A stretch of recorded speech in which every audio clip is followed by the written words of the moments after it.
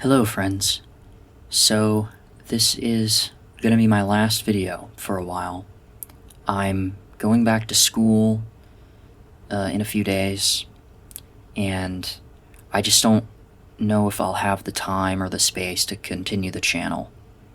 I hope to return next summer, but there's no guarantee at the moment. I don't know if this will still fit into my life in a year. So I can't make any promises, right? For now, I'm happy with what I've been doing here.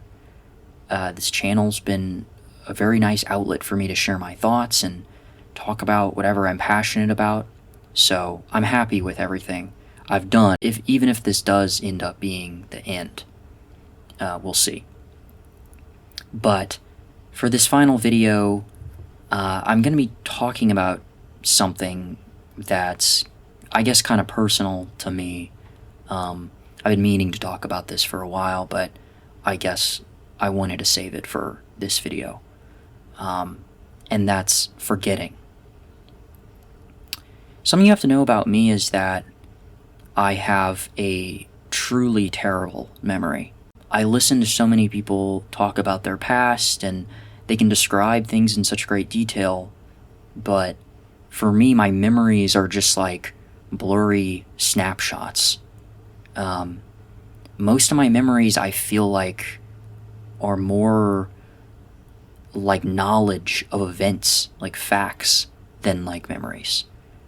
Like, I can remember that I fell and scraped my arm one day in 10th grade, but I can't actually remember anything about that event, what it felt like, what it looked like, I can imagine, but that's just a fabrication. So my life, my past, is always just a fog to me. I can never really grasp it, and it doesn't feel like it has any concrete points. I can't say I even really remember much from before I was maybe 13 or 14. I joke with my parents that they could have locked me in a cage for my entire childhood and I wouldn't even know. My parents are actually great, so it's just a joke. But anyways, I don't feel as though I really share this experience with many other people, at least that I know. None of my friends or family have memory quite as bad as I do. So it's kind of hard to find people who relate to what I'm going through. And that doesn't, what I'm getting at is, I'm not trying to make it sound like my life is super tough. I've had my fair share of like hardships, but the forgetfulness part is not that big of a deal, But it does affect the way I live my life, and sometimes in very profound ways. And so that's kind of what I want to talk about. You see, when I know that every moment that I experience is fleeting, and that it will be lost to time forever, and that I'll never be able to recover it no matter how hard I try, it means that I'm really always trying to grasp on to some kind of meaning. Because if I don't, well, then everything I do feels meaningless. I'm constantly taking pictures, I write in a journal, just trying to document things that happen to me. I'm always thinking about the past, trying to reach it again. Because if there's some way that I can bring myself back there, then in the future I might be able to bring myself back here again. But no matter how hard I try, it never works. My life passes me by, and it's gone. It was my first year of college when I dealt with this the most, I would say. Of course, I was dealing with a lot of other things at that time, which didn't help. But still, I had this acute awareness that my freshman year was special.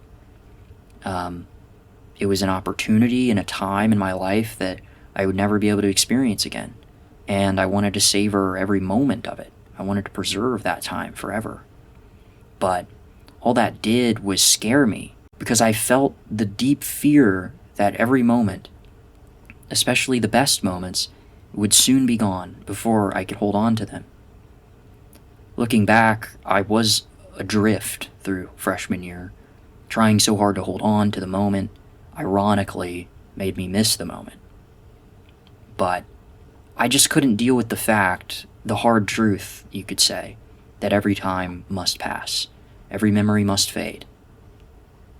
As I already mentioned, I tried to think about the past so much, about high school, what I was leaving behind, because I thought that if I could preserve that, then I could preserve my freshman year. But it didn't work. High school began to feel more and more like it was a million years away, just a haze on the distant horizon. And this was really despairing to me. Because as much as I knew the truth deep down, it was impossible not to feel terrible about it. I mean, what really was the point? What's the point of experiencing beautiful things if they only exist for one brief moment? Furthermore, it was and still is difficult to understand who I am. I couldn't really tell you what kind of person I was years ago. I just don't remember. Have I changed? Have I evolved? Or am I staying stagnant? It's difficult to know, really, what parts of me are constant, what parts of me are ever changing. But let's wind the clocks back even further. During my senior year of high school, I decided to film a documentary. A friend of mine was hosting a tournament for the video game Overcooked, and I randomly got the idea to film it all.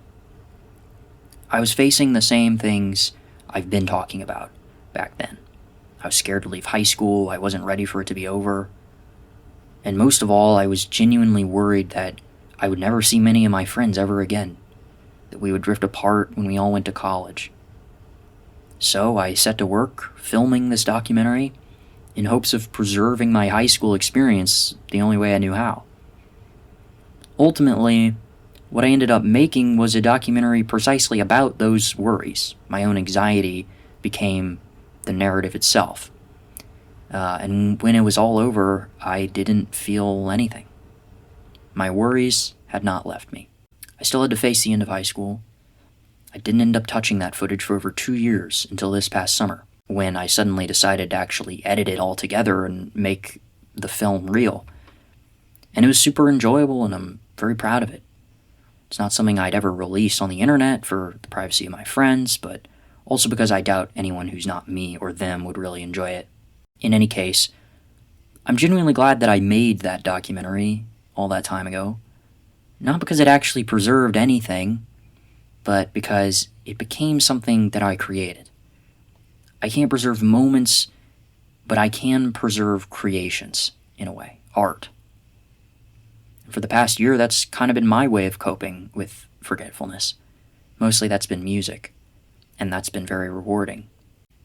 And I guess the other thing is that I'm not so young anymore.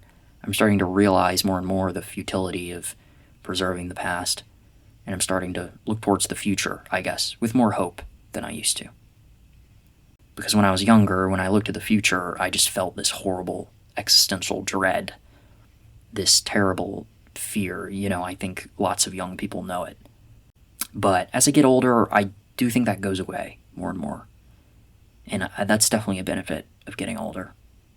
I guess if there's a point to this video, it's to be proud about what I've done here on YouTube and regarding other personal projects that I've worked on this summer. I also hope that some folks out there can relate to this memory problem, I guess, that I have. I think at the very least, everyone can relate to the feeling of moments being fleeting, life passing us by. It's one of the hardest things about living, about being happy as well. It's a quote from Nietzsche, of course, where he says, quote, "The advantage of a bad memory is that one enjoys several times the same good things for the first time." I suppose he's right, and I hope that as I get older, perhaps I become more grateful for my forgetfulness, because when the blessings of life come back around again, I really do get to enjoy them fully. Every moment of my life is kind of like its own world, disconnected from every other moment. Of course, they are connected in reality, but they just don't feel that way. And what I'm realizing is that if every moment is its own world, then I can really do whatever I'd like. I can be whoever I want, unburdened by the past. I'm still beginning to figure out who I am, but maybe I'm nobody, maybe I'm anybody. Because whoever I used to be, well, that's forgotten.